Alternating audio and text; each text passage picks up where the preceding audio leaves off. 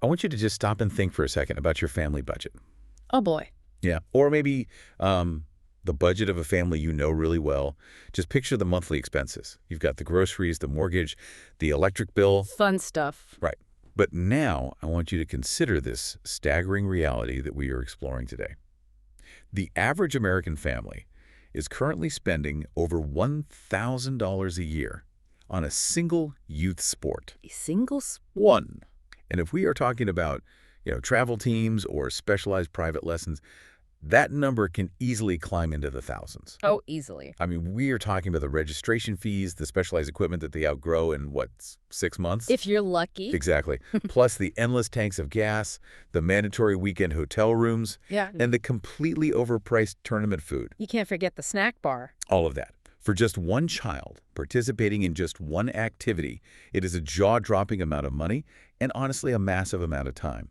And that is exactly the mission of today's deep dive. Which is such a needed conversation. I'm so glad to be here to dig into this with you. Same here. We are looking directly at the modern parenting dilemma surrounding kids' extracurricular activities. We're going to unpack the incredibly intense pressure you might be feeling right now, the ongoing debate over how we schedule our children's lives, and a really fascinating new approach to measuring the true value of all these endless practices and lessons. It really is an unprecedented situation when you step back and look at the broader context of the sources we brought today. Parents today are investing just massive, historically unparalleled amounts of their personal time and their hard-earned money into these activities. Yeah, unprecedented is the right word. But what is so striking when you look at the research and just the current cultural trends is that almost no one is pausing the machine to ask the most fundamental question. Right. Is it actually worth it? Or, I guess more importantly, is this immense investment of time, money, and emotional energy genuinely helping our children thrive? We are so caught up in the constant motion of just doing that we have completely forgot to measure the actual thriving. Okay, let's unpack this, because the reality of this situation is something so many of you will instantly recognize. Oh, okay. Think about your own Tuesday nights.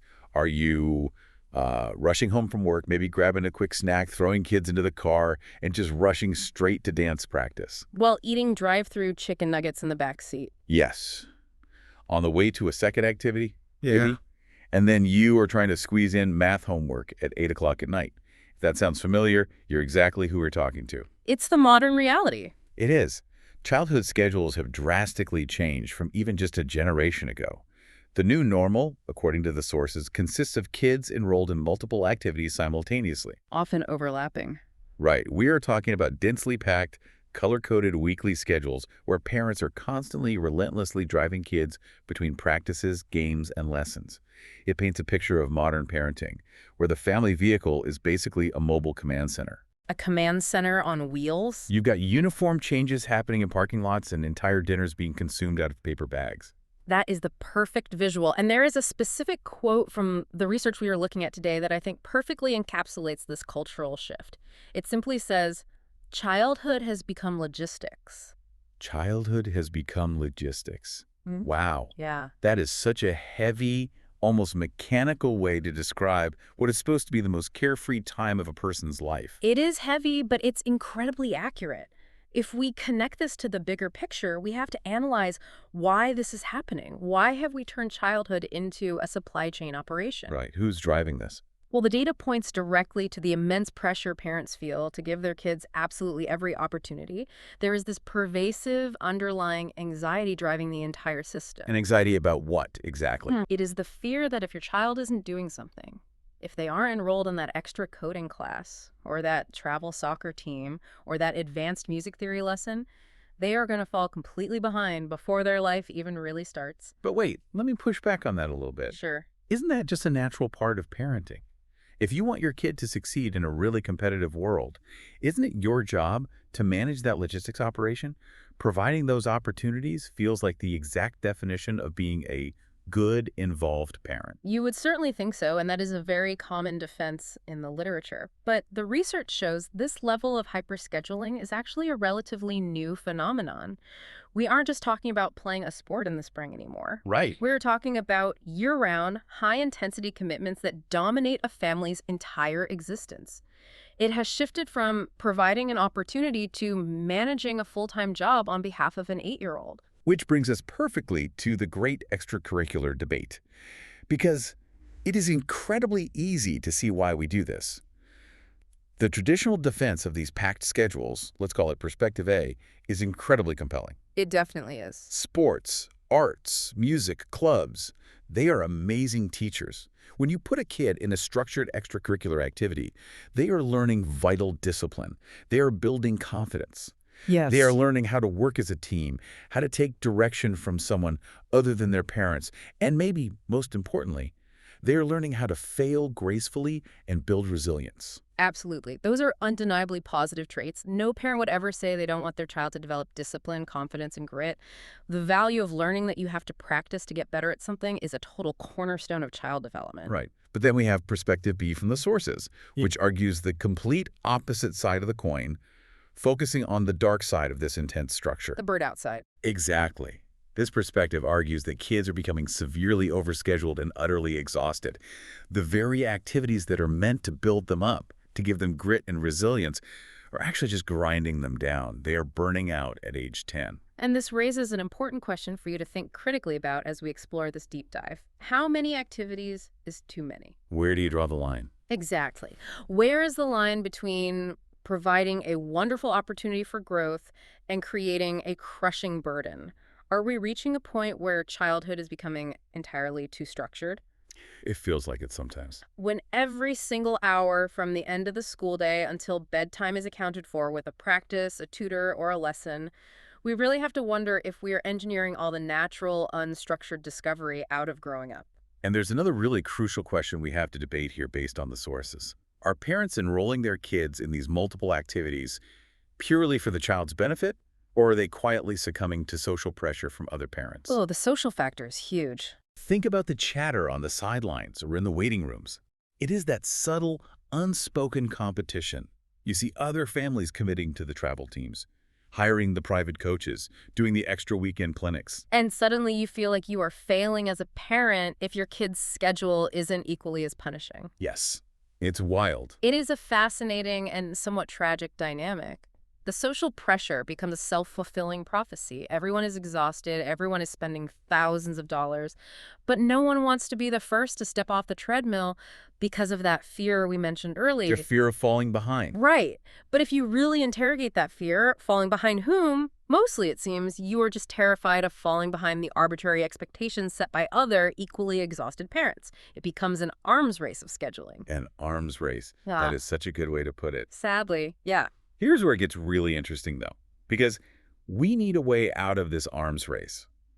The research introduces a major paradigm shift for how to handle this exact dilemma. And it's a shift that parents desperately need. Right now, the primary way we judge if an activity is working or worth it is by looking at performance. Did they win the championship game? Did they master that difficult piano piece? Did they get the lead in the play? External metrics. Exactly. But what is being suggested now is that sometimes the absolute best signal of an activity's true worth isn't the child's performance at all. It is rather how the child actually feels after the activity is over. What's fascinating here is the shift from external validation to internal regulation. Wait, internal regulation. Break that down for me. What does that actually mean in a practical sense for a parent? Sure. Think about it like this. External validation is a kid smiling because you handed them a giant plastic trophy or because the coach gave them a high five in front of everyone. Right. Internal regulation is a kid smiling just because they finally nailed a difficult guitar chord in their bedroom when absolutely nobody was watching. It is the internal, self-generated joy and satisfaction that comes from the activity itself, not the external rewards. Okay, I love that distinction. So if we aren't measuring success by the goals scored or the recitals won, what exactly should we be looking for? What are the specific signals? The signals are all emotional and physical cues. Let's start with the positive ones. You want to look for genuine excitement before the activity even begins. Like they're ready to go. Exactly. Are they grabbing their gear and waiting by the door, or are you dragging them to the car? Then look for high energy afterward, and ultimately a lingering sense of confidence and pride that carries over into the rest of their day. Notice that high energy afterward. That is a very specific type of feeling. It is the feeling of being invigorated by what you just did rather than depleted by it. Yes. Like when you finish a great workout and you feel like you could take on the world versus finishing a grueling workday and wanting to collapse on the couch. That is a perfect contrast to the negative signals you need to spot. Instead of excitement, look out for a sense of dread before the practice. Instead of high energy, look for sheer, unadulterated exhaustion afterward. Just totally wiped out. Right. And over time, you want to watch out for a steadily declining enthusiasm for the activity altogether. But how do you tell the difference between a kid who just worked really hard at soccer practice and a kid who was experiencing that negative exhaustion? Because kids get tired. They do, and it is incredibly critical for parents to differentiate between natural tiredness and emotional dread. Natural tiredness is purely physical. You ran around, you played hard, your muscles are tired, you might want to snack and a nap. Sounds nice, actually. Right. But you are still smiling, you are still chatting about the game, and you still have that internal sense of pride we talked about. And emotional dread. Emotional dread, on the other hand, is a fundamental resistance to the activity itself. When sheer physical exhaustion is consistently paired with a declining enthusiasm, the activity is no longer building discipline or confidence or grit. It is just draining the child's emotional reserves. Which is exactly the kind of nuance that gets completely lost when childhood is just logistics. Completely lost. When you were just trying to get from point A to point B on time, when you were stressed about traffic and figuring out what's for dinner, you weren't exactly stopping to carefully calibrate whether your kid is experiencing natural tiredness or emotional dread. You were just trying to make sure they didn't forget their cleats in the driveway. Precisely. The logistical burden on the parent actually blinds them to the emotional signals of the child. You are so busy managing the complex schedule that you literally cannot see the impact the schedule is having on your kid. You are flying blind. And that is exactly where we get to a really practical solution from the sources. There is a specific platform designed to address this exact parenting blind spot. It is a new tool called ACTIQO. Yes. Now, a quick mandatory pronunciation note so we are all on the same page here. ACTIQO, pronounced IQ, it sounds similar to the word ACTIQO, but without the sound. So ACTIQO. What is absolutely vital to understand about ACTIQO is that it is not just another scheduling calendar. We definitely don't need another one of those. The absolute last thing an overscheduled, stressed out family needs is another app sending them push notifications about where to drive next. Instead, ACTIQO is designed purely as a family reflection tool. A reflection tool. That is such a different, much healthier framing. But how exactly does it work to track all these subtle emotional signals we just talked about? Is it a journal? A website? How does a parent actually use it? It systematizes the observation of those signals so you don't have to rely on your memory. Imagine taking just 2 minutes on your phone or computer after a practice. ACTIQO helps parents track very specific metrics over time. Like what kind of metrics? Well, you log the child's enjoyment of the activity. You log their energy levels, specifically capturing that crucial distinction between invigoration and sheer exhaustion we discussed. You also track the time invested and, importantly, the financial cost. So instead of just checking a calendar app, you might spend 2 minutes logging that your kid dragged their feet to the car, seemed totally depleted after practice, while also noting that you just paid a $200 tournament fee for the weekend. Right. It takes the positive and negative signals, the excitement, the dread, the pride, the energy, and puts them right next to the time and the thousands of dollars being spent. Yes, and the output of the platform is what makes it so powerful.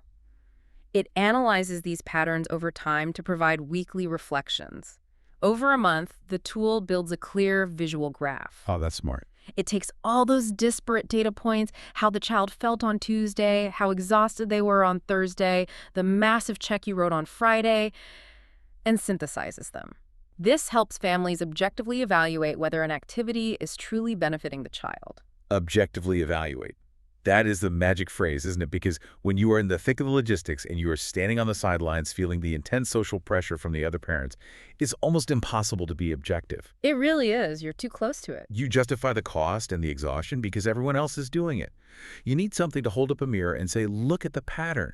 The enthusiasm is declining week over week, the emotional dread is high, and the financial cost is immense. This isn't working. Or, conversely, the tool might hold up that mirror and show you that despite the high financial cost and the massive time investment, Your child's enjoyment, their energy levels, and their sense of internal pride are consistently off the charts. That's true. They could be doing great. They are thriving. In that case, the objective data validates the investment. You can write that check knowing it is actually doing what it is supposed to do. The goal of the tool isn't necessarily to make you quit everything. Right. It is simply to ensure that what you are doing is actually yielding positive developmental returns. It is bringing actual personalized data to the great extracurricular debate, rather than just relying on the fear of falling behind. Exactly. So what does this all mean? If we synthesize everything we've unpacked in this deep dive, the core takeaway is actually incredibly liberating.